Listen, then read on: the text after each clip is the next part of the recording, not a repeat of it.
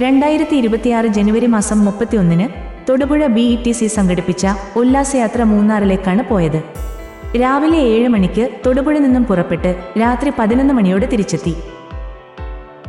45 പേരുണ്ടായിരുന്ന ഈ ഉല്ലാസയാത്രയുടെ സാരഥികൾ driver അൻസാരിയും conductor Siji ജോസഫും ആയിരുന്നു.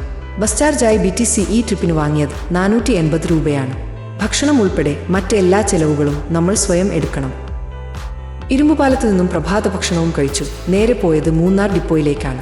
വാഷ്റൂമിലൊക്കെ പോയി ഫ്രഷ് ആയ ശേഷം അവിടെ നിന്നും ദേവികുളം വഴി തേയിലത്തോട്ടങ്ങൾ കണ്ട് ഗ്യാപ്പ് റോഡിലൂടെ പൂപ്പാറ വരെ പോയി.